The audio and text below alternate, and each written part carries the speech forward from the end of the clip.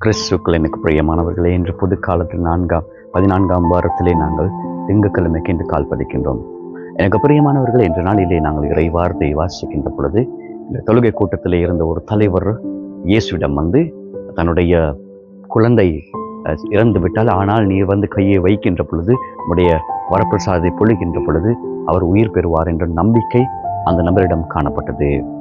அப்படியானால் இந்த 2 பகுதிகள் காணப்படுகின்றது. முதலாவது பகுதி அந்த தலைவரிடம் இருந்த நம்பிக்கை. அந்த தலைவரிடம் இருந்த நம்பிக்கையின் காரணத்தினால இயேசு அவரோடு பின்தொடர்ந்து சிறுமிக்கு அவர் மீண்டும் வாழ்வை கொடுக்கின்றார். அந்த 2 பகுதிகளும், அதாவது இயேசு விருப்பம் உயிர் கொடுப்பதற்கு, உயிரை பெற்றுக்கொள்ள நீங்கள் நானும் விருப்பமா? அவர் நம்மோடு பயணிக்க அவர் விருப்பமாக இருக்கின்றார். நீங்களும் நானும் அவரோடு பயணிக்க விரும்புகின்றோமா? அப்படி அவர் செல்லுகின்ற பொழுது தொழுகை கூட்டத்திலே இருந்த ஒரு பெண் 12 வருடங்கள் இரத்த போக்கினால் பீடிக்கப்பட்ட அந்த பெண் அவருடைய ஆடையை தொட்டு குணமடைகின்றார் ஒரு பகுதி. இந்த 3 பகுதிகளை நாங்கள் பார்க்கின்ற பொழுது அன்பார்ந்தவர்களே, உங்களுக்கும் எனக்கும்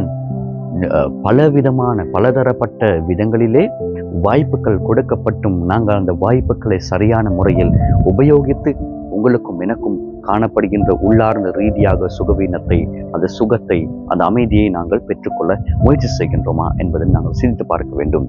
இந்த தலைவர், அந்த தொழுகை கூட்டத்தில் இருந்த தலைவன் இயேசுவிடம் சென்று தன்னை முழுமையாக ஒப்பு கொடுத்து நம்பிக்கையோடு இயேசுவுக்கு இதனை செய்ய முடியும் என்ற நம்பிக்கையின் காரணத்தினாலே இயேசு சென்று அவர் அந்த புதுமையினை, அந்த சிறுமிக்கு உயிர் கொடுக்கின்றார். அப்படியானால் இந்த 2 பகுதியும் காணப்பட வேண்டும். இயேசுவுக்கு புதுமை செய்ய வேண்டுமானால் அந்த நபரிடம் நம்பிக்கை, விசுவாசம், இயேசுவால் இது செய்ய முடியும் என்ற நம்பிக்கை காணப்பட வேண்டும். அப்படி காணப்பட்டால் மாத்திரமே இயேசுக்கு அதனை செய்ய முடியும். நீங்களும் நானும் விரும்பினால் மாத்திரமே எங்களுடைய வாழ்க்கையில் மாற்றங்கள் இடம்பெறும்.